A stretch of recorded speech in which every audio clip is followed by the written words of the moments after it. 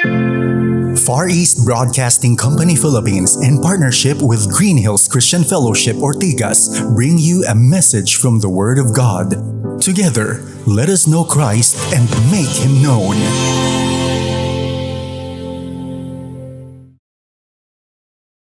Ang ating mensahe naman sa hapong ito ay may titulo na Ang Tamang Tugon sa Ilaw ng Ebanghelyo. Ang tamang tugon sa ilaw ng Ebanghelyo.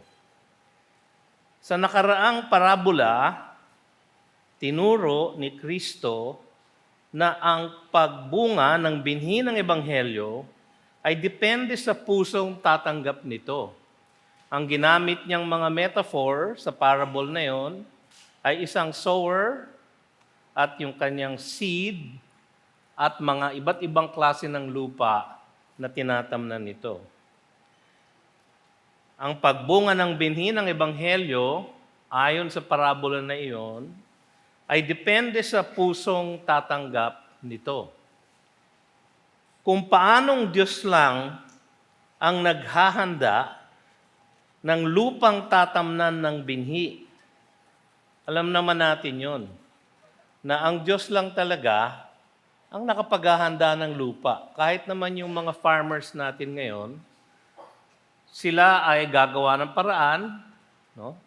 Kanilang ipaplow yung fields, kanilang lalagyan ng pataba siguro, kanilang patutubigan, no? Pero ultimately, yung kalidad ng soil o yung kakayanan nun na tanggapin ang binhi o ang seed ay depende sa Diyos lang, no? Lalo na noon sa agrikultura ng Israel, ang pagtatanim po ay iba sa alam natin ngayon. Yung mga methods na binanggit ko kanina, mga methods natin po ngayon yon. Pero noon, isang malaking field na ganyan ang kanilang hinaharap at yung sower ay may malaking bag ng seeds at kanyang dinudukot ang isang siguro ganyan karaming seed at kanyang isasaboy, no? Hindi sila nagpa-plow ng fields until after mag-sow sila ng seed. Kaya nga iba't iba yung dinadapuan ng seed. Merong matigas na lupa, merong mababaw na lupa, merong matinik na lupa, o di kaya merong mabuti na lupa. Pero ang Diyos lang ang naghahanda ng lupang tatamnan ng binhi. Kung paanong ito ay totoo sa pagtatanim, tanging siya lang din ang makapaghahanda ng pusong tatanggap ng Ebanghelyo at magbubunga ng 100 ulit. Diyos lang ang nagbabago ng puso ng tao. Ang kanyang salita lamang ang nakapagbabago ng puso ng mga tao. Ang galing na nagsishare ng gospel o yung preacher ay walang kinalaman sa resulta ng pagsaboy ng kanyang ebanghelyo. Siya lamang ang gumagawa ng kababalaghan, kumbaga, upang ang isang puso na dati matigas ay magkaroon ng kakayanan na tanggapin ang kanyang salita. In fact, ang sabi ng Biblia, ang puso ng mga tao na wala pa kay Kristo Jesus ay patay sa lahat ng bagay na espiritual. No? And you were dead in your trespasses and sins, ang sabi ng Ephesians chapter 2 verse 1. Datapwat, kung patay ang lahat ng puso, para tayo makarespond o makatugon sa kanyang ebanghelyo, kailangan niya munang buhayin muli o ang tawag natin doon, to be born again.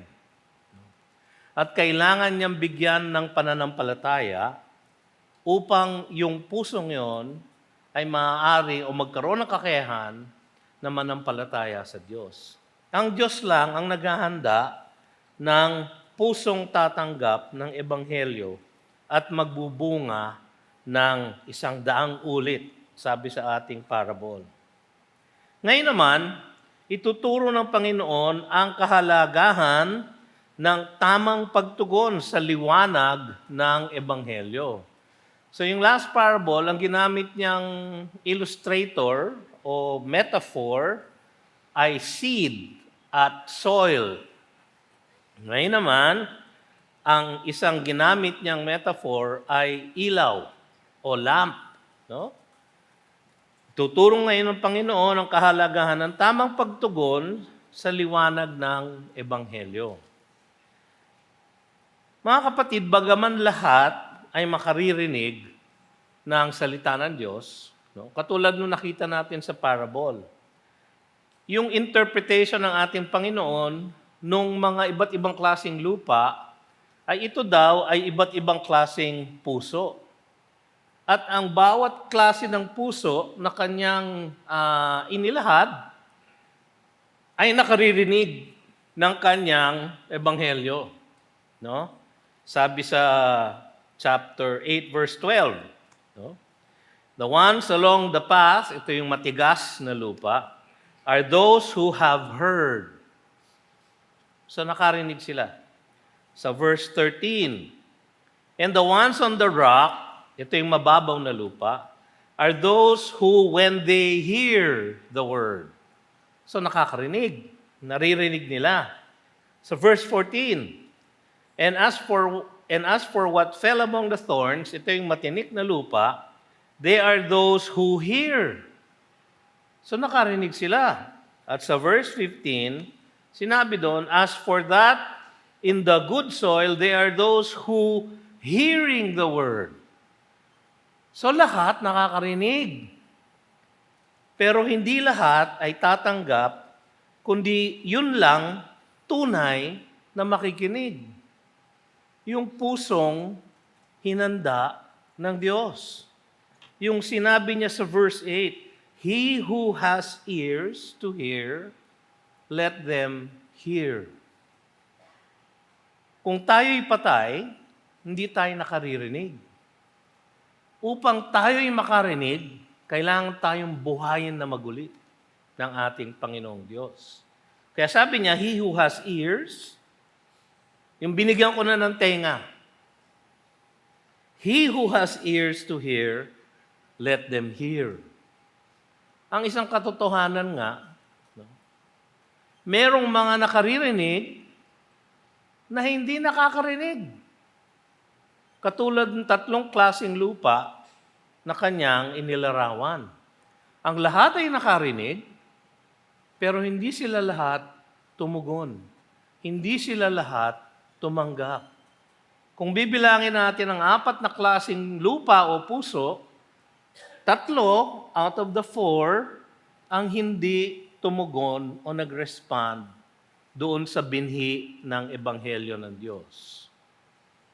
3 out of the 4. Actually, sa aking pag-aaral, ang bilang ko, hindi lang 4 na klaseng lupa.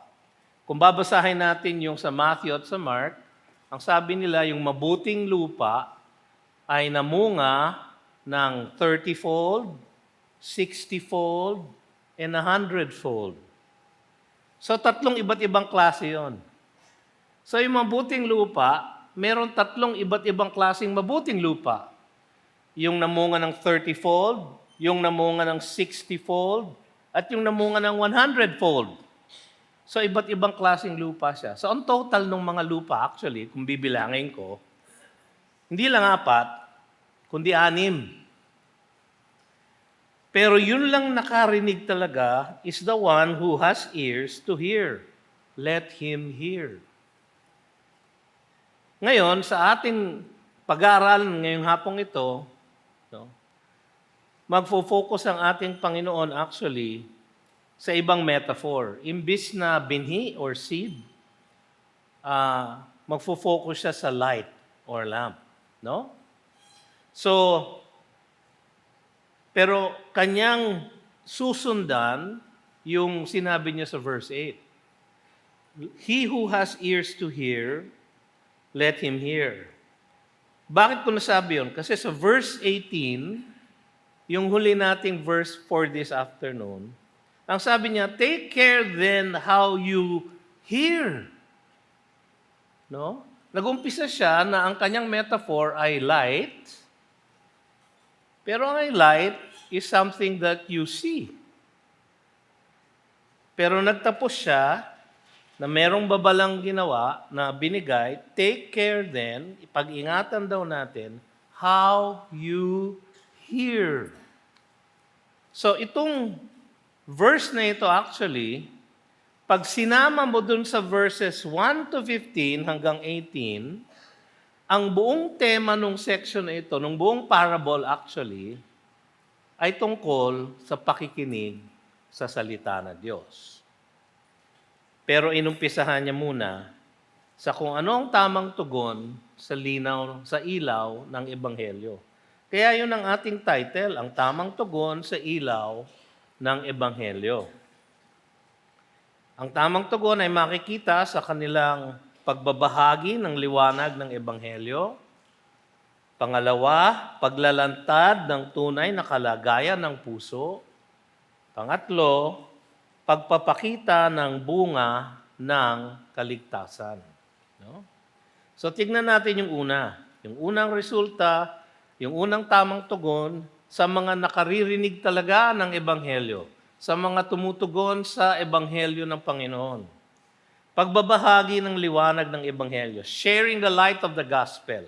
Verse 16, no one after lighting a lamp covers it with a jar or puts it under a bed, but puts it on a stand, so that those who enter may see the light. Kung papakinggan niyo yung kanyang maikling parable na yon, no? Parang napaka-obvious. Oo nga naman. Bakit ka magsisindi ng ilaw, tas tatakpan mo? No? Kung iisipin ninyo kung paano ang ilaw nung panahon nila, no? Makikita nyo na ang kanyang sinasabi dito is ba't kayo nagsindi ng ilaw tas papatayin nyo? Bakit ko sinabi yon? Sapagkat ang lamp nung panahon ng ating Panginoon ay parang isang maliit na saucer.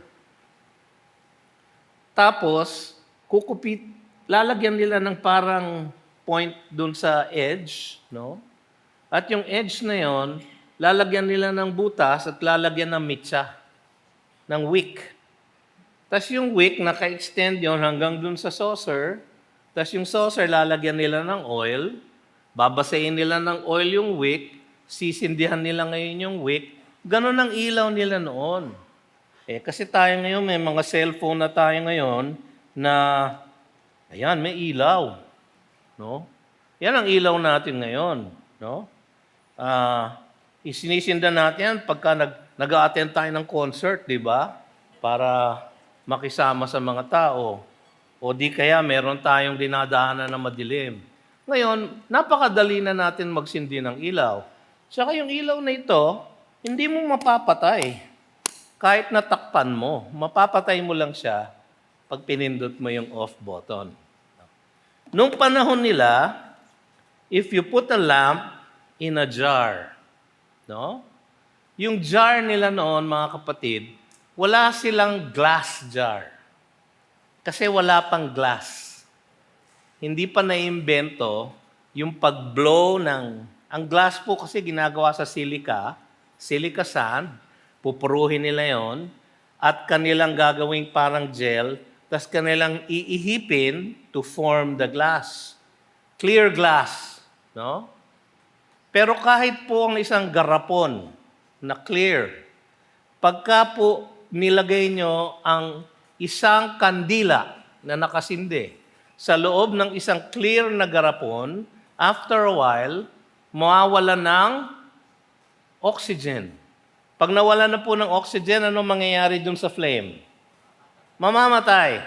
No? So ang sinasabi ng Panginoon dito, nobody lights a lamp and covers it with a jar. Yung susunod niyan sinabi, or puts it under a bed. Mas masahol po yun. No?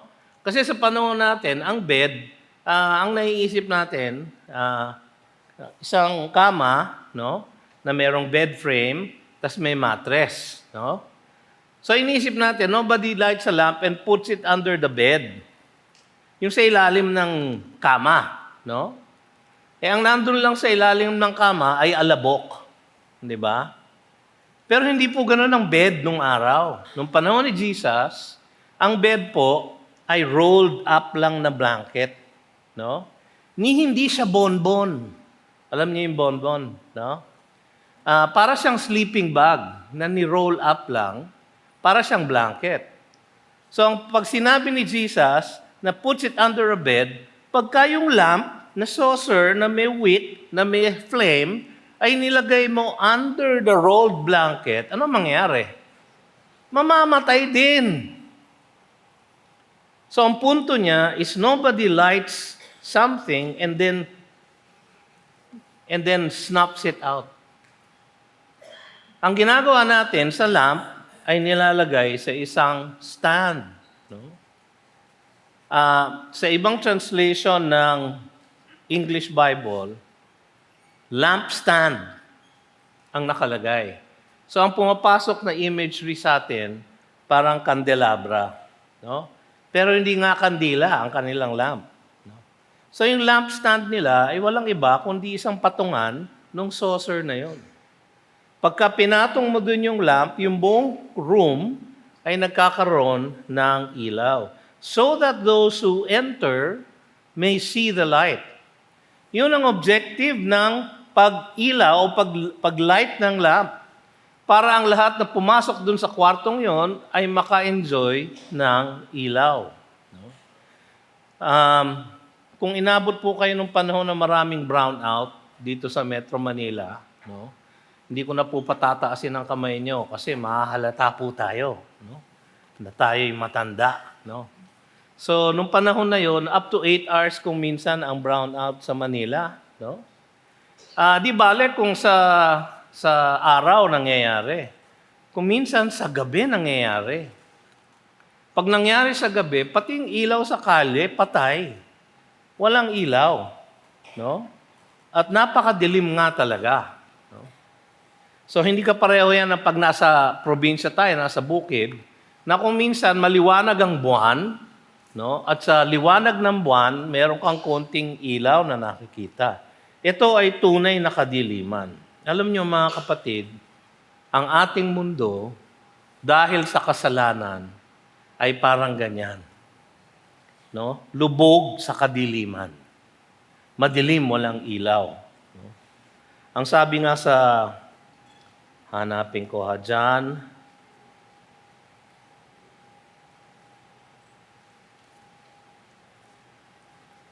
Sabi sa John 3:19. Wala po sa screen. Dahil nakalimutan kong sabihan na ilagay nila sa slide. Sa John 3:19. And this is the judgment. The light has come into the world. Si Jesus po yun. And people love the darkness rather than the light because their works were evil. So ang katumbas ng darkness ay works of evil. Yan po ang ating senaryo. Si Jesus actually ang ilaw ng sanlibutan. He is the light of the gospel. No? Sabi sa John chapter 1, and in Him was life and the light of men. Siya ang pinagmumulan ng ilaw. Ang sabi sa John chapter 8 verse 12, sabi ni Jesus, I am the light of the world. Whoever follows me will not walk in darkness, but will have the light of life. Ang ilaw po ay equivalent or equal to life. Ang ilaw po ay equivalent to buhay. Buhay na walang hanggan. So 1 John chapter 1 verse 5, ang sabi doon, this is the message we have heard from Him and proclaim to you that God is light and in Him is no darkness at all. In Him there is no darkness at all. Si Jesus po ang ilaw ng sanlibutan. Siya ang ilaw ng Ebanghelyo. At ang mananampalataya sa Kanya ay dapat lumalakad din sa liwanag. No? 1 John chapter 1, verses 6 to 7. If we say we have fellowship with Him while we walk in darkness, parang hindi pwede yun, ano? Kasi you have fellowship with the light pero madilim. Hindi pwede yun. No? Kaya nyo nakikita ako ngayon, no? Parang medyo mistisuhin si Pastor BJ pala, no? Kaya lang po ganun, dahil sa ilaw. No? Pagka normal po na ilaw, makikita nyo kung gaano po ako kaitim. No? Pero doon sa may ilaw, hindi pwedeng to walk in darkness. If we walk in darkness, we lie and do not practice the truth. But if we walk in the light, in Christ, as He is in the light, we have fellowship with one another, and the blood of Jesus, His Son, cleanses us from all sin. Sabi sa Philippians chapter 2, verse 15, that you may be blameless and innocent, sabi ni Pablo. Sabi niya, sa inyong pamumuhay sa mundong ito, dapat ganito kayo mabuhay. That you might be blameless and innocent, children of God, without blemish in the midst of a crooked and twisted generation, among whom you shine as lights in the world. Kaya sinabi ng ating Panginoon sa Matthew chapter 5, verses 14 to 16, sa kanyang Sermon on the Mount, you are the light of the world, sabi niya. A city set on a hill cannot be hidden. Nor do people light a lamp and put it under a basket. Inulit niya doon. No? But on a stand, and it gives light to all in the house. In the same way, let your light shine before others, so that they may see your good works and give glory to your Father who is in heaven. Ang kanyang salita ay nagbibigay ng liwanag sa kadiliman. At dapat ipinapahayag ng kanyang mga tagasunod, tayo, sa gawa, that they may see your good works. No? Sabi sa Philippians 2:15, that you may shine as lights in the world. No? So dapat ipinapahayag natin ang kanyang liwanag, ang liwanag ng Ebanghelyo, sa salita at sa gawa. No? 1 Peter chapter 2, verses 9 to 12. But you are a chosen race, a royal priesthood, a holy nation, a people for His own possession, that you may proclaim the excellencies of Him who called you out of darkness into His marvelous light. Sabi doon, once you were not a people, but now you are God's people. Once you had not received mercy, but now you have received mercy. Beloved, I urge you, as sojourners and exiles, to abstain from the passions of the flesh, which wage war against your soul. Keep your conduct among the Gentiles honorable, so that when they speak against you as evildoers, they may see your good deeds and glorify God on the day of visitation. Parang pareho yun ng Matthew 5:16, that they may see your good works and glorify your Father who is in heaven. That they may see your good deeds and glorify God on the day of visitation. Ang pagpapahayag po ng liwanag ng Ebanghelyo ay sa ating salita at sa ating gawa. Bagaman ang katotohanan na ito ay pinaliwanag niya sa mga apostol lang, sabi niya yon sa verse 9, di ba? Sa chapter 8, verse 9. And when His disciple asked Him what this parable meant, sinabi niya lang sa kanila. No? So parang ganon. Pero inutusan niya ang mga ito na ipagsigawan nila sa buong mundo later ang Ebanghelyo. Sa Matthew chapter 10, verse 26 to 27, ito ang ating mababasa. So have no fear of them, kasi haharap daw sila sa matinding persecution. Sila ay ikukulong, sila ay uusigin, sila ay gugulpihin, sila ay paparusahan. So sabi niya, so have no fear of them, for nothing is covered that will not be revealed, or hidden that will not be known.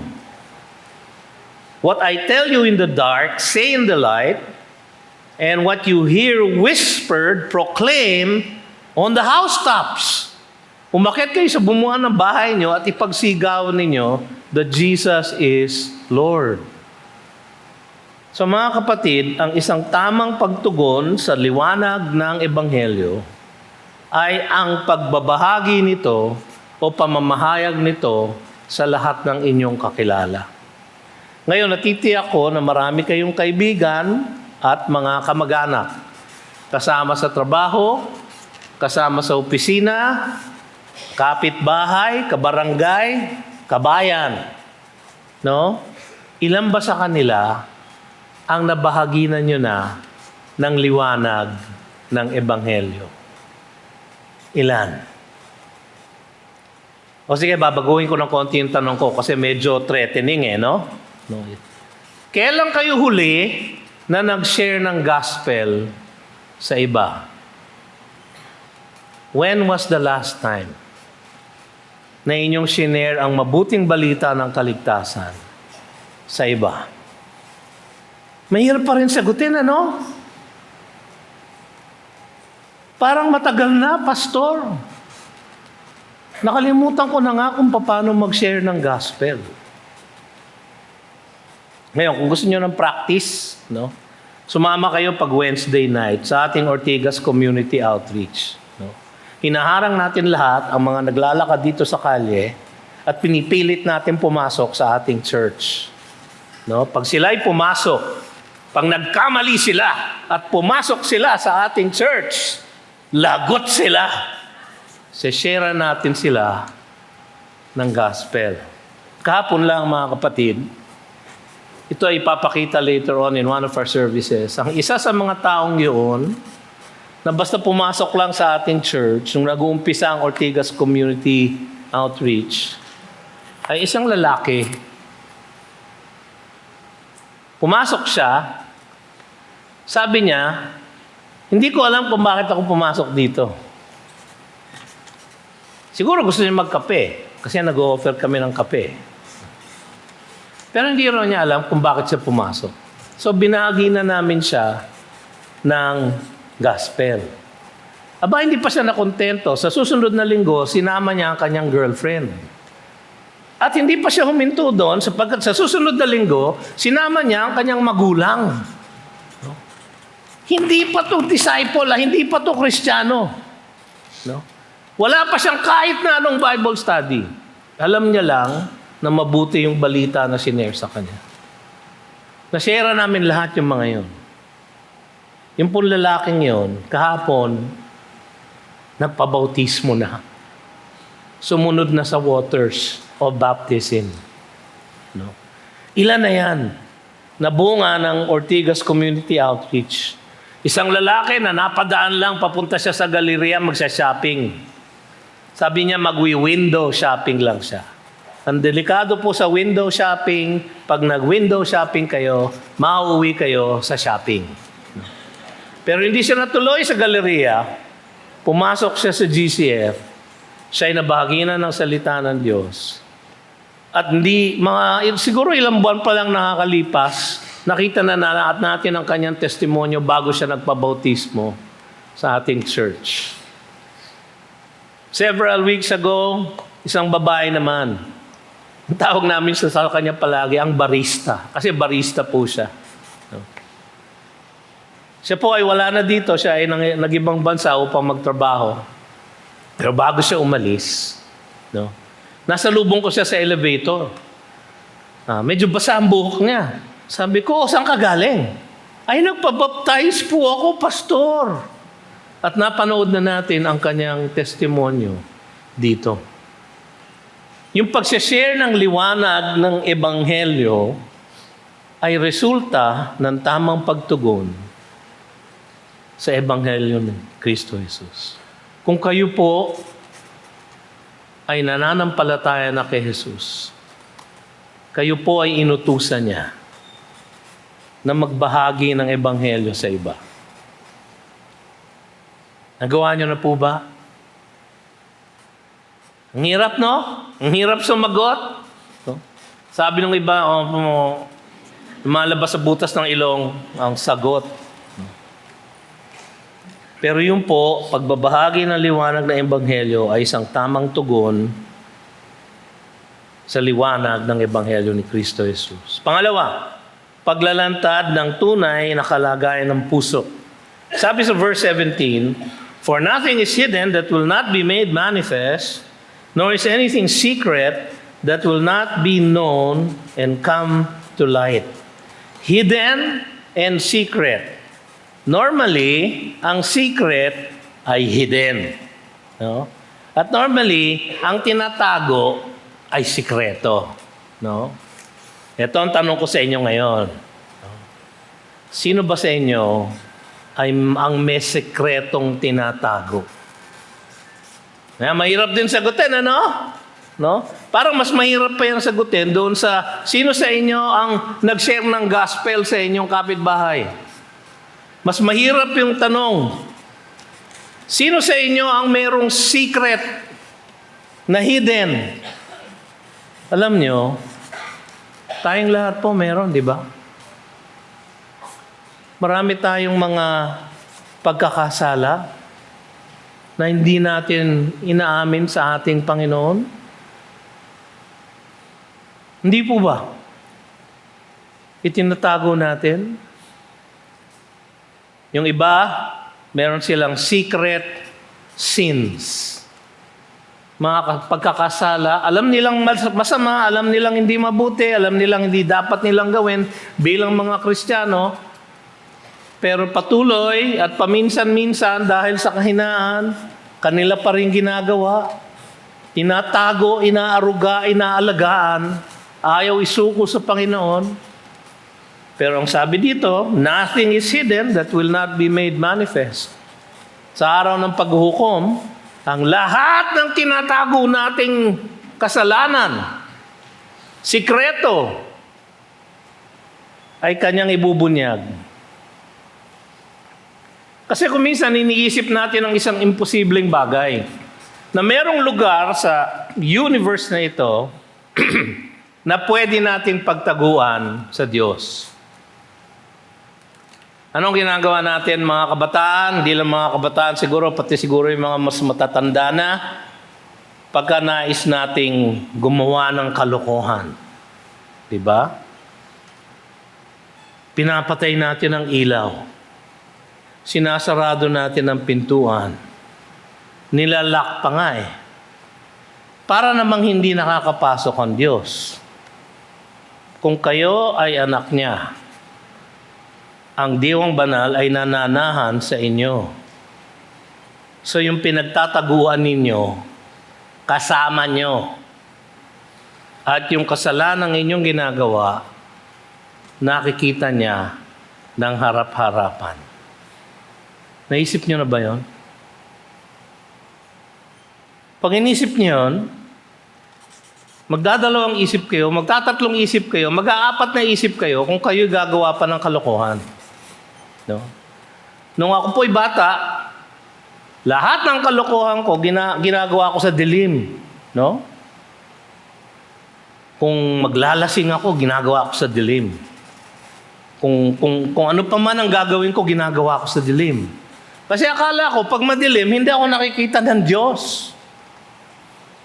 Wala pong lugar ang hindi niya nakikita. Ang sinasabi ng verse na ito sa atin, walang lihim na maaaring makatakas sa paningin ng Panginoon, mabuti man o masama. So ang maganda doon, kung mabuti ang inyong ginagawa, kahit walang nakakakita, kahit walang nakakapansin, nakikita ng ating Diyos. Kaya hindi nyo kailangan ipangalandakan, no? Na kayo'y may ginawang mabuti. Hindi nyo kailangan ipagmayabang na kayo'y pinagpapala ng Panginoon. Alam nyo ba yung humble brag? Alam niyo yung ginagawa nung, yung ba kukuha ka ng litrato, matraffic sa EDSA. Hahawa ka ngayon sa manibela ng kotse mo. So mayabang ka, nakakotse ka. No? tas kukunan mo yung traffic, pero ang focus ng camera mo, nasa relo mo. Kasi Rolex. Tapos sasabihin mo sa yung tag, hashtag, ang traffic naman. Nakikita ng Diyos yun. Yung humble brag. Ginagawa natin yun. No? Marami sa atin kung siguro, hindi ko alam kung yung mga kabataan natin, yung merong OOTD, outfit of the day. Kukunan ng sarili at ang suot mo sa araw na yon, tapos ipopost sa social media. Sino ba ang interesado sa suot mo ngayon? Bakit mo ipopost? Ganun ka ba kagandang lalaki? At gusto mong ipakalat sa buong mundo ang suot mo sa araw na ito, yung pong kayabangan na yun, acceptable sa atin dahil ginagawa ng lahat, sa puso po natin ang ating itinataas ay ang ating sarili. Ang nakikita po ng Diyos ay ang puso natin. Walang lihim na maaaring makatakas sa paningin ng Panginoon. Ecclesiastes 12:14. For God will bring every deed into judgment with every secret thing, whether good or evil. Luke chapter 12, verse 2. Nothing is covered up that will not be revealed, or hidden that will not be known. Yung tunay na kalagayan po ng puso natin ay lantad sa ating Diyos. Walang puso ang hindi nakikita ng Diyos. Sabi sa John chapter 2 verse 25, There needed no one to bear witness about man, for he himself knew what was in man. Ang kasunod doon ng verse na yon ay yung kwento ni Nicodemus na dumalaw kay Jesus. Wala pang tinatanong si Nicodemus, sinasagot na ng Panginoon. Bakit? Alam niya kung ano yung tanong. How can I enter the kingdom of God? Sabi niya, unless you are born again, you cannot enter the kingdom of God. Yun ang tanong ni Nicodemus. Nakita na ni Jesus. Nakikita ni Jesus ang lahat ng laman ng ating puso. Lantad sa Kanya ang kalagayan ng ating puso. Hindi ito malilihim sa Kanya. Romans 2:16. On that day, when according to my gospel, God judges the secrets of men by Christ Jesus. Ano ibig sabihin ng on that day? On judgment day. No? Sa Kanyang paghuhusga sa atin, ang lahat ng sikreto ng lahat ng tao ay Kanyang ibubunyag, lalo na kung paano tayo tumugon kay Christ Jesus. God judges the secrets of men by Christ Jesus. Kaya ang ating pagtugon o hindi pagtugon sa Kanyang ebanghelyo ay lantad sa Kanyang paningin. At ang ating pagsunod o hindi pagsunod sa Kanyang dakilang komisyon na ating ipahayag ang Kanyang ebanghelyo sa lahat ng bansa ay malinaw niyang susuriin sa araw ng Kanyang paghuhukom. Tayo po mga kapatid na tumanggap na kay Jesus ay ligtas na sa paghuhukom as to whether tayo ay mapupunta sa langit o sa impyerno. Pero meron pa rin tayong paghuhukom na harapin. Ang tawag natin doon ay the judgment of the righteous o yung the bema seat of Christ. No?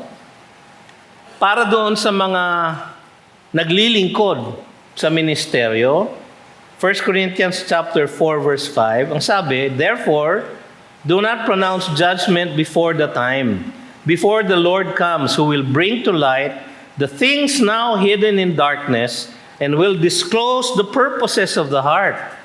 Then each one will receive his commendation from God. Ang sinasabi ni Pablo dito, ang kinakausap niya, yung mga naglilingkod. Katulad ko na naglilingkod na pastor. yung aming pagpipreach, yung aming pagbiministeryo. Ginagawa ba namin ito dahil gusto namin palaging naririnig ang tunog ng aming boses? O dahil gusto namin na kami ay tinitingala ng mga tao? Nakatingala kayo sa akin, di ba? O kasi mas mataas yung stage kaysa sa inyo. Yung mga nilalaman ng puso namin yan ay kanyang ilalantad sa huli. Then each one will receive his commendation from God. Ang aming paglilingkod, siya lang ang hukom. Dapat, wala kaming pakialam kung kami ay okay sa inyo o hindi. Dapat, hindi namin pinapansin yung ganon. Kaya kung minsan, sa totoo lang, napakalaking tukso mga kapatid sa mga katulad naming pastor kapag pinapalakpakan ninyo kami pagkatapos ng sermon. Di ba ginagawa natin yon? Pinapalakpakan natin. Sino ba pinapalakpakan natin? Ang Diyos o yung pastor? Ang Diyos daw. Di ba kung minsan ang pinapalakpakan nyo yung pastor naman, alam naman namin na pinapalakpakan nyo, I am Diyos. Pero dahil siya yung nakakarinig ng palakpak, uy, ako yun. Natuwa sila sa sinabi ko. Mga kapatid, ganyan po ang ating puso. Ang tamang response po o tugon sa liwanag ng kanyang salita ay ang paglalantad ng tunay na kalagayan ng ating puso na naapektuhan ng kanyang salita. Ang kanyang salita ay ilaw na nagsasabi sa atin kung anong tamang gawin. Ngunit ito rin ay ilaw na maglalantad, magbubunyag ng tunay na kalagayan ng ating puso. Kaya mag-ingat po tayo. Kaya take care then how you hear. Yun po ang verse 18. Take care then how you hear, for to the one who has, more will be given, and from the one who has not, even what he thinks that he has will be taken away. No? Konektado to ito sa verse 8. He who has ears, let him hear. So konektado siya doon sa parable of the soils or parable of the hearts. Take care then how you hear. Ang nakakatuwa dito, parang nakakalito ng konti, nag-umpisa yung parable sa light. Pero nauwi sa hearing. Take care then how you hear. Kasi nakikita natin ang light of the gospel, pero hindi natin tinatanggap sa ating mga puso. Nakikita natin sa pamamagitan ng ilaw ng salita ng Diyos na may mga bagay na hindi natin dapat ginagawa. Pero kung minsan, dahil tayo negosyante at kailangan maghanap buhay, no? Aba, dito sa aking industriya, para ako'y makaangat, kailangan kong mandaya ng konti. No? Tsaka bakit ba akong magbabayad ng tamang buwis sa gobyerno? Itong gobyerno naman ito, kinukurakot lang ang buwis na ibinabayad ko. Hindi naman inilalagay sa mga kalye, sa infrastructure. Bakit ako magbabayad ng tamang buwis? Kasi sinabi ng Biblia, pay taxes to whom taxes are due. Sinabi ng Biblia, kung tayo magninegosyo, dapat matuwid. Kung tayo maglilingkod, dapat may humility. Dapat hindi tayo nagagalit. Dapat hindi tayo nangangalunya. Ay, malalim, no? Ano bang... Mamaya ako na itatranslate. No? Dapat hindi tayo nagyayabang. No? So, yung iba, false humility. No? Hoy, pastor, ang galing nyo naman. Oh, hindi naman. False humility po yon. Kaya pwede ba, huwag niyo akong babatiin ng ganon? No? Kasi nagiging instrumento po kayo ng demonyo. para ako'y matukso.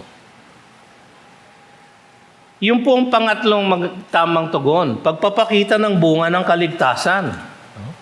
Take care then how you hear, for to the one who has, yung tumanggap na ng Ebanghelyo, yung lumapit na kay Kristo Jesus, yung nanampalataya na sa Kanya bilang Panginoon at tagapagligtas. No? The one who has, more will be given. Kaya sa verse 15, yung good soil, nag-bear 100-fold. Sa ibang Gospels, 30-fold, 60-fold, 100-fold. Namunga. Sa John chapter 15, ang sabi ng Panginoon, I am the vine, you are the branches. If you abide in me, you will bear much fruit.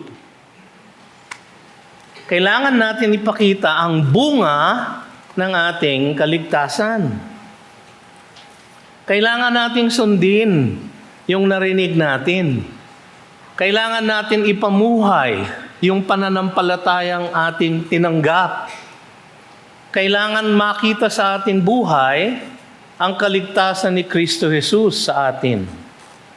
Ang pangako ng Diyos dito ay paglago sa mga tumatanggap at tumutugon sa Kanyang nakapagliligtas na salita. Sa Matthew 13:23, as for what was sown in good soil, this is the one who hears the word and understands it. He indeed bears fruit and yields in one case 100-fold, in another 60, and in another 30. Pangako po niya na lalong lumalago yung mga sumusunod. The more you obey, the more you grow. Isang halimbawa po. Yung pong nagnanais sa inyo, marami pong nagtatanong sa akin mga kabataan, Pastor, how can we grow spiritually? How can we grow in the grace and the knowledge of the Lord Jesus Christ? Paano po kami pwedeng lumago? Magturo kayo. Magturo kayo. Yan po ang aking karanasan. Kasi yung nakikinig, ang nare-retain niya, ay sabi ng mga survey, mga 20 to 30% lang ng kanyang narinig. Yung pong nagbabasa, nagte-take down notes habang nakikinig, ang nare-retain nila, mga 50 to 60%. Pero yung nagtuturo po, yung kanyang inaral, ang nare-retain niya, 100%. Gusto niyo lumago? Magturo kayo. Magpa-train kayo bilang growth group leader. Mag-disciple kayo ng isang bago sa pananampalataya. Kayo mismo. Nung una ko pong binigyan ako ng pagkakataon na magturo, siguro ako po ay tapos na ako ng graduate school sa mga 25 years old. No? Wala akong kahit na anong seminary training noon. Nandun kami sa Parañaque Bible Christian Church, yung pong church na aking pinaglingkuran. Ako po yung conductor ng choir. Yung choir po, puro young adults.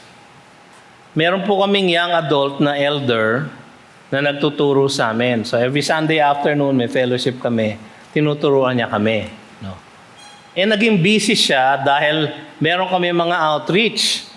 So ang sabi niya sa akin, Bidge, ikaw na lang magturo dito. Total, ikaw ang nagtuturo ng choir at sila ay mga miyembro mo sa choir. Ikaw na rin ang magturo. Sabi ko, ha? Ano kaya ituturo ko sa mga ito? Hindi man ako nagbabasa ng Biblia ko. Wala akong kaalam-alam.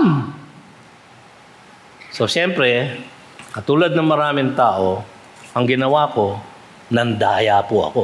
No? Bumili ako ng libro, 100 Bible Lessons by Dr. Alban Douglas. Hanggang ngayon po, nasa OMF bookstore pa yan. 100 Bible Lessons, kinumpute ko po. No? 2 taon na pwede ako magturo linggo-linggo, hindi ako mauubusan ng Bible lesson. Alam nyo, yung pong libro na yon is a book on doctrine. Nung matapos namin yung librong yon, ang pinaka nag-benefit po doon ay ako.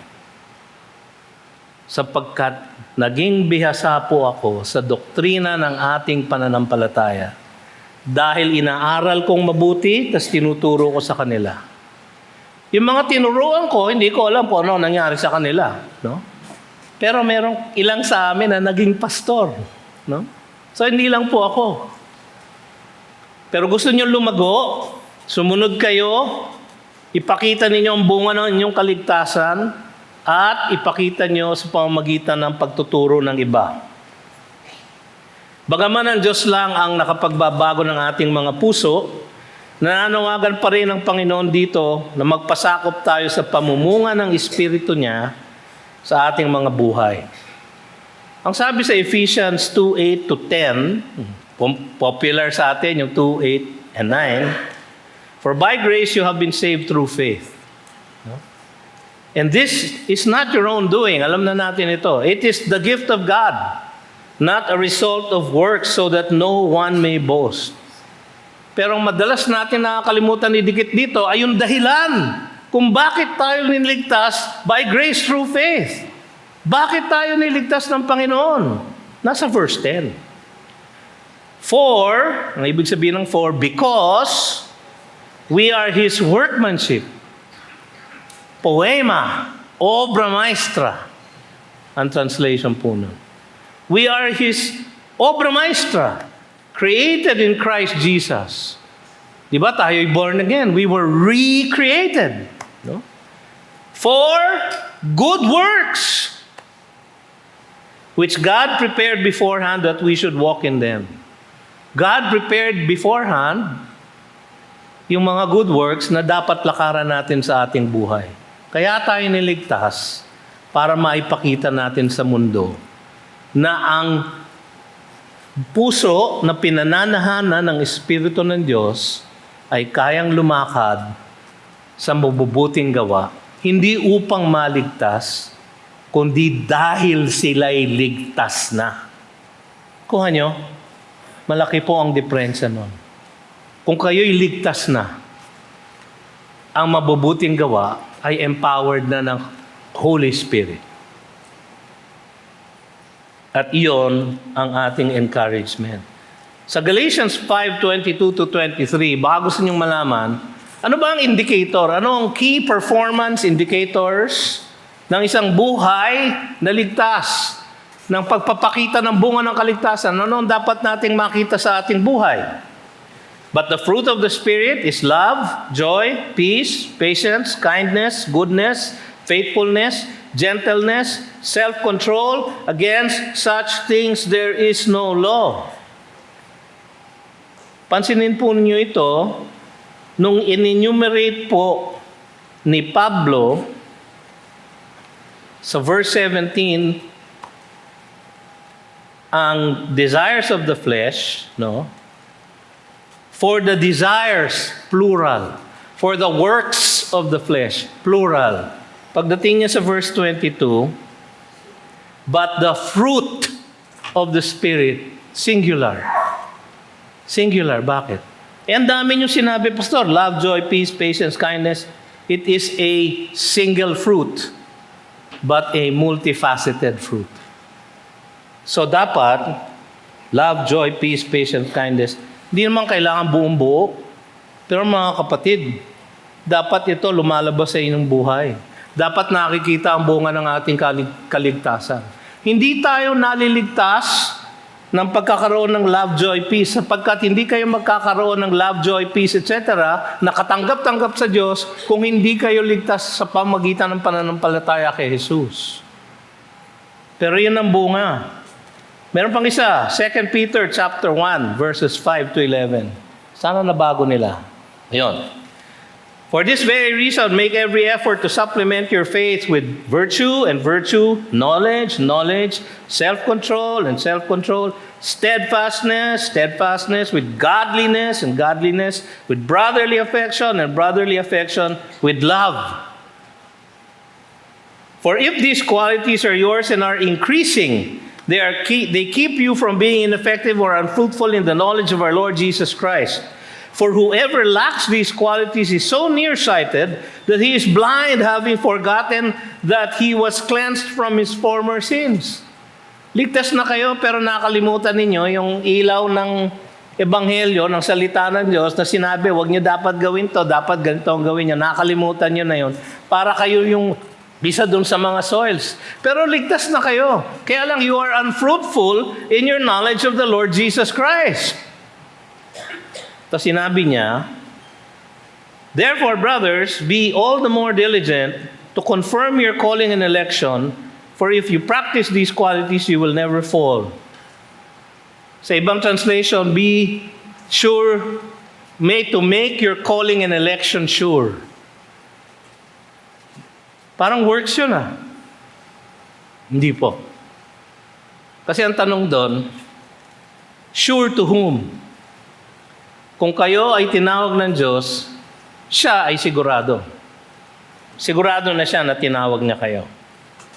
For in this way, there will be richly provided for you an entrance into the eternal kingdom of our Lord and Savior Jesus Christ. Kung walang kahit na anong pagbabago sa direksyon ng ating buhay, ito ay tanda ng hindi pagtanggap ng ebanghelyong nakapagliligtas.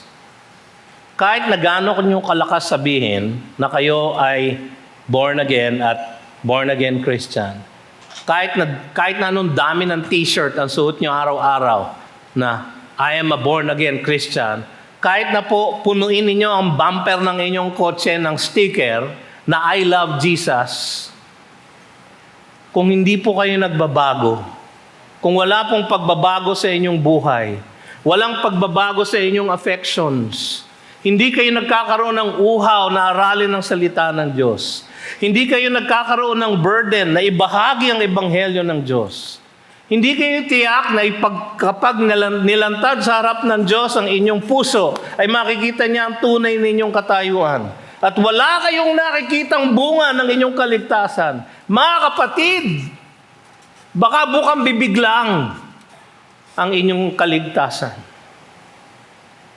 At baka sa huli, marinig niyo yung nakakatakot na salita. Away from me, you evildoers of iniquity, for I do not know you. Sabi ni Kristo Jesus. Ayaw natin marinig yun. Take care then how you hear. Ano ang mga tamang tugon? Pagbabahagi ng liwanag ng ebanghelyo, evangelism. Paglalantad ng tunay na kalagayan ng puso. Pagpapakita ng bunga ng kaligtasan. Ito ang tamang pagtugon sa ilaw ng ebanghelyo. So he who has ears, let him hear. Nakarinig na ba kayo, mga kapatid, ng ebanghelyo? Tinanggap na ba ninyo? Yung tunay, Ngayon po tayo lalapit sa ating Panginoon at tayo makikipag-ugnay sa Kanya sa pamamagitan ng Kanyang dulang, Kanyang banal na hapunan. Kayo ba'y makakaharap sa Kanya na may kaalaman at katiyakan na kayo nga ay lumapit na sa ating Panginoon at tinanggap na ang Kanyang kaligtasan? Sapagkat ang ating pong practice dito sa GCF ay open communion. So kung kayo po ay tumanggap na sa ating Panginoon at lumapit na sa Kanya, tinanggap na ang Kanyang kaligtasan, maluwag po kayong maaaring makipag-fellowship sa amin sa Kanya at tumanggap ng banal na hapunan. Ngunit kung kayo hindi pa, sa ating pong pananalangin mamaya, pwede naman kayong manalangin na. Panginoon, kahabagan niyo po ako sapagkat ako'y makasalanan. Naririto po ako sa church na ito, akala ng mga katabi ko, Christian ako. Pero alam ko po sa aking puso, nalantad sa inyong paningin, na hindi po ako tunay na Kristiyano. Ngunit ngayon, alam ko na kailangan ko na kayo. Kahabagan niyo ako, O Diyos, at ako'y iligtas niyo. Alam niyo, isa lang ang sagot dun sa dalangin ganun. Kaligtasan. Kaya ngayon po tayo maghahanda ng ating mga kaluluwa, ng ating mga kalooban para sa ating banal na hapunan. Tayo po ay manalangin. O Panginoon, na ang lahat ng aming puso ay sa iyo'y hindi nalilingid. Kita mo lahat, Panginoon, ang aming mga kalooban. Suriin niyo po ang bawat puso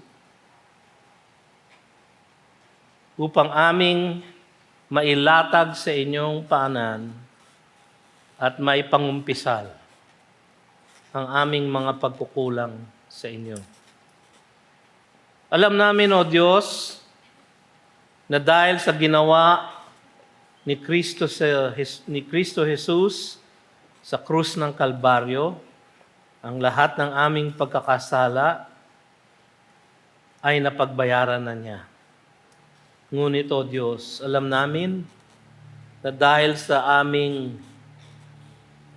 mga pagkukulang sa inyo, kayo po ay lubhang nalulungkot sa aming pagiging hindi tapat sa inyo. Pakinggan niyo nga po, Panginoon, ang bawat dalangin ng bawat isa sa amin dito ngayon.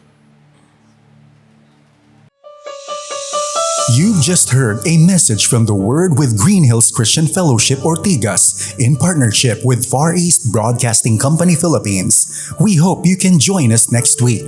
God bless you.